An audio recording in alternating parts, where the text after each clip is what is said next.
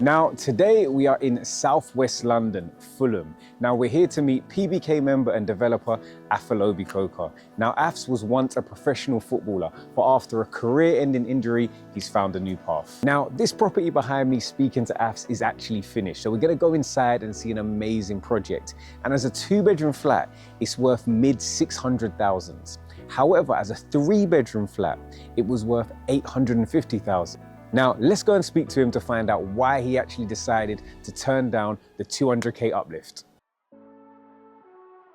All right, cool. So, I mean, look, I know where we're at, so shoes off. I already know what it is. Shoes off. Okay. So, question for you, before we even get inside. Yeah. All of like these decor features, like your dado rail, were they already in place? No. So everything you see in this is new. Yeah. I done my research at the start. I looked at the local area and saw what properties are like right now on the market, and I've seen that they've got loads of these like traditional features in the house. So this was a 1-bed. So talk to me about the existing layout. How did it kind of look when you bought it? So the kitchen was to the rear. To the rear of the property? Okay, Yeah. let's go. So we can step in. So kitchen was in here? Yep. Okay. So yeah, we had all the units going round. Yeah. I stepped in, I saw how huge the space was. Yeah. And the first thing I thought, yeah, this can be the second bedroom. Now, I've noticed you've gone for the built-in wardrobe. Yep. Why did you spend the money to do that for this room? Again, thinking about the end user, I was thinking, make it as functional and as usable as possible. So when they come in, they can literally just put their bags down and move straight in. And I've seen the slope in the ceiling, so kind of to hide that, I thought placing the built-in wardrobes there would make it feel. Yeah, because it's bespoke straight away. You've got your wardrobes, you've got your chest of drawers, you've got your wall lights, ceiling lights. So really, you move a bed in and you're good to go. And I think that's what you want to create in this market, particularly where, you know, cost of living, people's deposits are lower. A lot of people don't necessarily have the funds to spend the money furnishing their property. So when it's just a finished product, they don't have to do anything to. It's a lot easier to attract, you know, a good first-time buyer. So this was your kitchen, bathroom. Did that remain in the same location? Same location, but we did make a few minor adjustments to the layout. You got the Bluetooth suite. Oh, you got the Bluetooth, yeah? Okay. The niches. Yeah, I see. The niches either side. Yeah. That's what you got to get. You know, like you got to give it like the towels piled up in there. And then you went for a nice feature wall as well. Yeah. So we continued like the herringbone flooring onto this feature wall into the bathroom. Talking about layout, the toilet was actually in that corner. The basin was in the middle, and the bath was there. And the doorway was actually slightly to this side. So we've actually moved the doorway centrally and then moved the basin and the toilet to this wall. So we have a full wall, so we can put a mirror there. And I just feel it makes the space much better. And I think, do you know what it is about these little tweaks? It's that concept of spending money to make money. It would be really easy to be like, put the toilet in the same place, the basin in the same place. But when you can make something more functionable, more desirable, a lot of the time you see that pound for pound return. Now, listen, I got a bone to pick with you. Yeah? Because I know these handles from my last project. And I know the sockets. And the colour. And even painting the doors the same colour of the walls. But honestly speaking, like I never look at stuff and I'm like, you stolen my design. I'm like, listen, I've taken inspiration from somewhere else. We all take inspiration from what other people are doing. And you haven't always got to reinvent the wheel. And I think one thing that I noticed, when you find something that works, you're like, cool, I'm going to stick with that and I'm going to do it again until the market tells me differently. And I think that's something that I can see in the execution of all of your projects. So the built-in wardrobe in the other room, how much did that actually cost you? 1.5k. Yeah.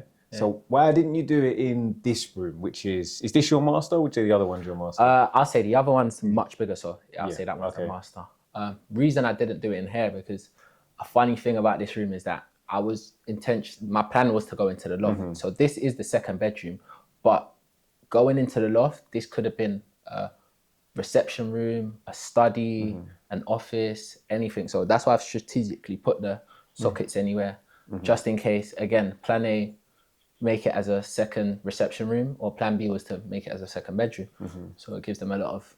And I guess also you still have planning to go up into the loft. Yep. So for a potential incoming buyer, they may still look at the space and actually be buying on the basis that maybe they're expanding their family, maybe they're a builder themselves, maybe it works for them. Yep. So it kind of don't want to limit their potential as well. Exactly. Nice. Nice. Know these handles as well. I know this works. Good old Calcutta gold from Meta Design. Can't go wrong. This kitchen colour though, I can't actually take credit for this. What colour is this kitchen? Do you know? I think it's actually called Pebble. Okay, yeah, it's nice. It's very, very heritage. Yeah. Continues with that Victoria the theme as well. That theme. Yeah, I see the fireplace. Yeah. That fireplace, was that original to this property? Again, no, it's a feature that we added. It's actually bespoke. We've just pieced together different things, and there's a bit of timber in between as well, just to bring it out. Okay, nice.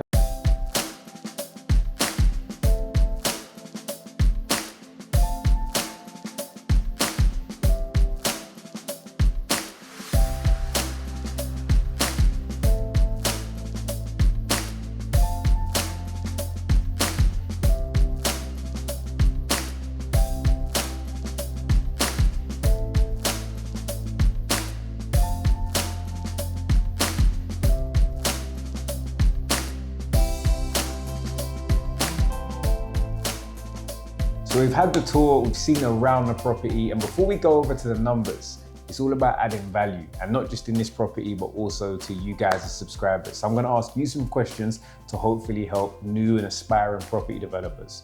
So number one, how do you go about managing builders and trades on projects? That's a very good question. I think first is making sure you've got a set plan. Schedule of works is great. And then just working backwards from there. So getting people in at the right times. And I tend to let them give me a date. Obviously not crazy dates, but give me a few dates, and then I can schedule other people in at the same time, and then just work from there. And you've just got to expect delays. Like if you have that in your plan, then I think naturally the build will progress smoothly. Nice. Second question, adding value. When you're doing a refurb like this, outside of the 1 to 2 bed, where do you think are the most important areas to spend money? I think it's your kitchens and your bathrooms. I try to go above and beyond with them. Sometimes I go over in the budget, but again, it's just that feel. If I feel like the buyer's gonna come in and fall in love with it, more times I'm gonna go over budget on it for sure.